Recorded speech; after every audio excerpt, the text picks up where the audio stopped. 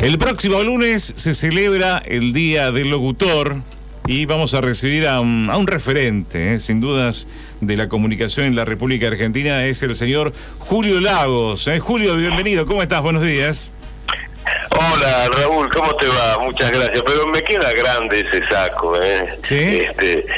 Sí, no, referente no, uno más en la caravana. A mí me gusta usar esta palabra caravana porque tiene cierto aire circense, ¿no? Y en la radio es una cosa muy grande. Empezó en la Argentina en 1920, imagínate toda la gente que ha pasado con sus sueños y sus fracasos en todo el país, ¿no? Y bueno, uno siguió el impulso a través del ejemplo de los grandes que escuchaba por la radio. Y bueno, y se va renovando, por suerte, la caravana. ¿Cómo comenzó tu relación con los medios de comunicación, gráficos, radiales, televisivos, ese gusto por la comunicación? Como sucede, me parece, en todos los casos, todos nosotros somos consecuencia de una vocación temprana. En mi caso particular, yo era chico, muy chico, no sabía leer, pero le preguntaba a mi mamá qué decía Periquita en la contratapa del diario El Mundo, en la historieta, porque mi papá era corrector en el diario El Mundo, y en esa época, cuando vos trabajabas en un diario, cuando salías, cuando te ibas, te daban el ejemplar. Entonces el diario, el objeto diario, era algo permanente, cotidiano en mi casa, aún, ya te digo, antes de saber leer. Sí.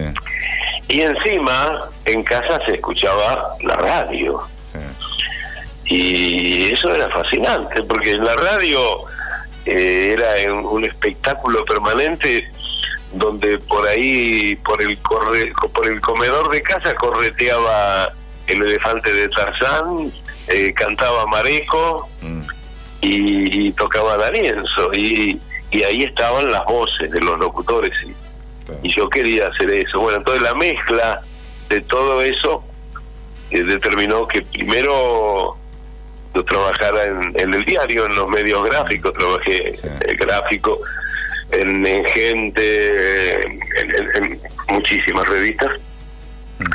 Pasé por la televisión, Noticiero 13, nuestras notas se daban por el canal 10 de Mar del Plata, y los programas, La Campana de Cristal, pero yo quería ser locutor, y no entré al ISER. Y debo decirte, Raúl, que cuando fui a dar el examen de ingreso la primera vez me bocharon.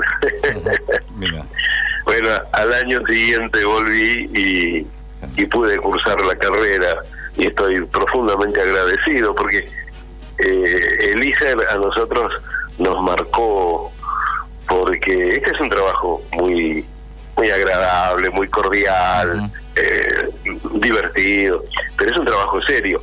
Y en el ISER nos enseñaron lo que significa la responsabilidad de ser locutor nacional, lo que significa ejercer un privilegio.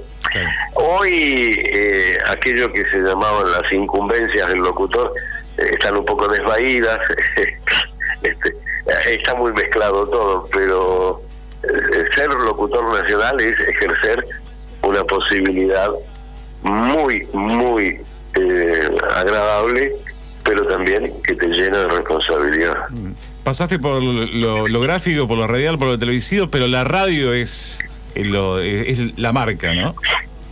Sí, yo creo que sí, Raúl, porque se juntan todas las tareas en la radio, porque si uno se hubiese tomado el trabajo de hacer la copia taquigráfica de lo que hemos conversado hasta ahora, habría una página escrita. Es decir, el locutor tiene que escribir hablando, y al mismo tiempo tiene que ser medio payaso para agradar y decir, acá va la cortina y aquí va el móvil. Hablando de móvil, yo no puedo dejar de decir, Raúl, que de lo mejor que a mí me pasó en mi vida de trabajo fue mi paso por Mar del Plata. Los 4 años que trabajé, primero en LU9, después en LU6, me permitieron a mí desarrollar muchas de las ideas que después apliqué con bastante resonancia en las radios de Buenos Aires, y mucha gente a lo mejor se acuerda. Sí, década del 80, regreso de la democracia en la Argentina, LU9 Radio Mar del Plata con La Mañana de Julio Lagos, ¿no? Digamos, quienes más claro, cuando nosotros recordamos todo eso, ¿no? Abrimos la transmisión, un nuevo latido en el aire, ¿te acordás? Y fueron 2 años en LU9, porque a mí me contrató la gente de Radio Rivadavia, que asumió el control de esa frecuencia en su momento. Y cuando terminó el contrato, y yo pensé que, porque nos iba muy bien, que me iban a renovar, y me llamó el director y me dijo que no me renovaba, que me echaba. Bueno, y a la semana siguiente, gracias a un querido amigo, Tony Antrilli, inolvidable. Tony Antrilli, sí. El Tano Antrilli, me dijo, y le digo al gallego Quintela, que está en el U9. Y entonces empezamos 2 años gloriosos en el EU6, emisora atlántica, con José Antonio Fernández Quintela, director. Y bueno, y Mar del Plata me dio todo, me dio la posibilidad de inventar cosas, me dio el afecto de la ciudad, y compañeros inolvidables, Zaida Pérez, por ejemplo, los operadores, Kelo Ades, y alguien que, si yo digo algo que era como un santo y seña, sí, la gente lo va a recordar. Móvil 1, Julio Melgarejo, y ya aparecía Melgarejo con el móvil. Fue maravilloso. Sí. Todo una época de oro que tuvo la ciudad de Mar del Plata con tu presencia, y también de otros profesionales que han llegado en ese momento. Y decís que Mar del Plata te dio todo y te dio espacio para la creatividad. ¿En los medios de Buenos Aires eso no era posible? Mira, cada vez se ha puesto más complicado. Yo tuve grandes peleas a lo largo de mi carrera por querer trabajar de una cierta manera, y un directivo de una radio muy importante, no hace tanto de esto, llegó a decirme: la radio es una unidad de negocios políticos. Y yo le dije: no, para mí la radio es un arte y un oficio, y ahí se bifurcan los caminos. Hoy afortunadamente quedan algunos espacios para hacer radio, pero son muy pocos. Todo es política. ¿Y sabes qué pasa, mi querido Raúl? Las cosas aparentemente intrascendentes, que reflejan las cosas de la vida cotidiana del oyente, esas son gratis. Todo lo demás se paga. Y esa es la razón por la que hay tanta política en la radio. Y por eso han aparecido los podcasts, ¿no? Los podcasts son pedacitos de radio envasados. Y vos querés hacer un programa de jazz tradicional o de filatelia, va a ser difícil que tengas un espacio en la radio, porque eso antes formaba parte de las programaciones de las radios, y también eran pequeños espacios dentro de los programas generalistas. Hoy tenés que envasarte en un podcast, que son un gran derivado de la radio, pero le falta al podcast el alma de la radio, que para mí es el vivo. Claro. Si yo te puedo decir que ahora hay 12 grados en Buenos Aires y que brilla el sol, es porque no estoy encerrado en un podcast. El podcast es la vida. El podcast tiene la radio es como un teatro, va sucediendo. Y la unidad de medida para mí de la radio es el tiempo, no el tiempo meteorológico al que aludíamos recién, sino el tiempo teatral. Y ese latido está en el vivo. Igual siempre has tratado de adaptarte a los cambios, ¿no? Porque acá repasó un poco tu historial. Hiciste, creo que la primera transmisión por internet, ¿puede ser? ¿O me equivoco? Sí, no, es así. La primera transmisión por internet la hicimos el martes 13, mirá vos, me trajo suerte, martes 13 de mayo de 1997 en Aspen. Y fue muy gracioso y muy arduo al mismo tiempo, Raúl, porque no había concepto, no se entendía qué era eso. Y unos muchachos que estaban en una empresa que se llamaba Escartel, que era la combinación de Telefónica y Telecom, y fueron los que trabajaron en la inauguración de Internet en la Argentina. Me llamaron para presentarme esta novedad, y yo trabajaba a la mañana muy temprano para decir a las 6 de la mañana, hola, buen día. Me levantaba a las 3:30, entonces vivía con sueño. Y me invitaron a ir a una oficina en el centro de Buenos Aires con otro grupo de colegas, y yo la verdad no fui, como un guarango no fui. Y estos muchachos, Carlitos Mazalán, Eduardo Torres, los menciono porque les debo una mano extraordinaria, tuvieron la gentileza de invitarme otra vez.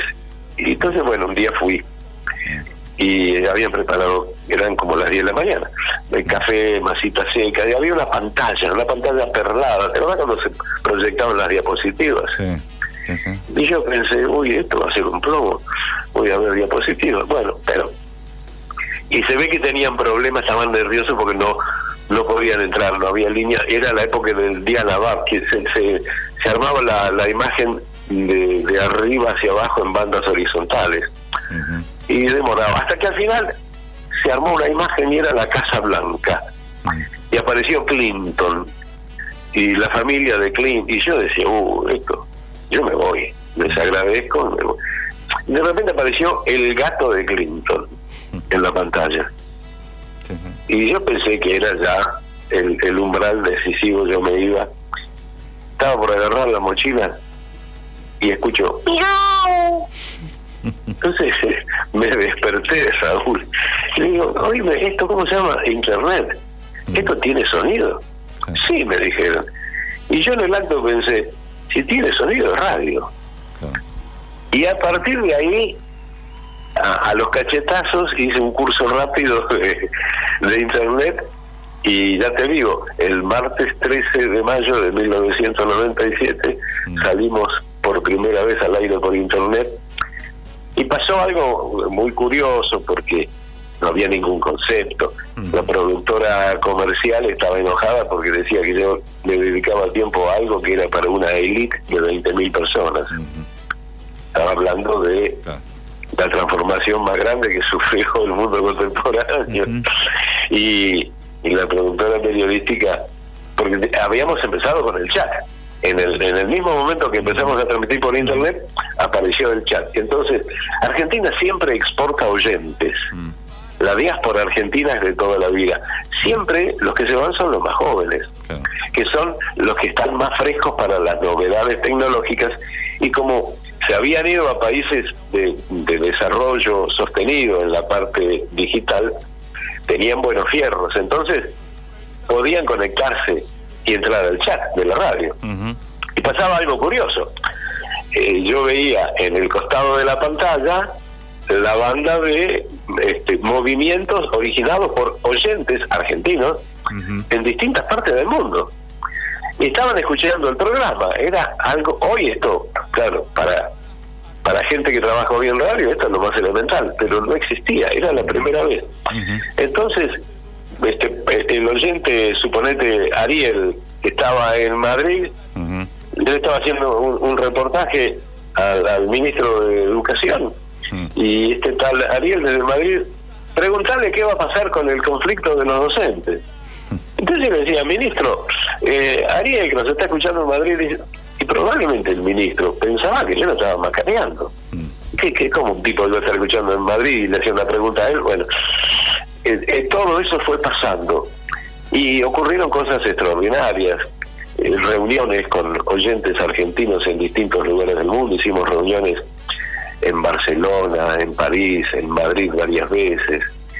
Y hoy, sábado 1 de julio de 2023, hay gente que sigue vinculada y se reúnen, aquellos oyentes que se hicieron amigos a través de la radio. Tal cual. Y mientras estamos hablando en el aire de Mar del Plata, hay varios oyentes que se están comunicando y están recordando tus pasos por la ciudad, y algunos nos preguntan, ¿y cuándo vuelve a Radio Rivadavia? Nos dice, por ejemplo, Carmen acá, ¿no? Cuando me llamen.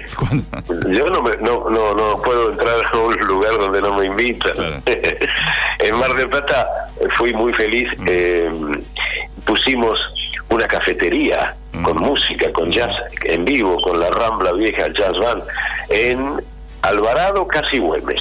El Rincón se llamaba. Sí. Todo un paso de Julio Lagos que fue realmente un mojón de la historia reciente de la radio de Mar del Plata. Y voy a decir algo que no se dice habitualmente en radio, esto lo digo irónicamente, ¿no? El tiempo es tirano, Julio. Se ha pasado tan rápido.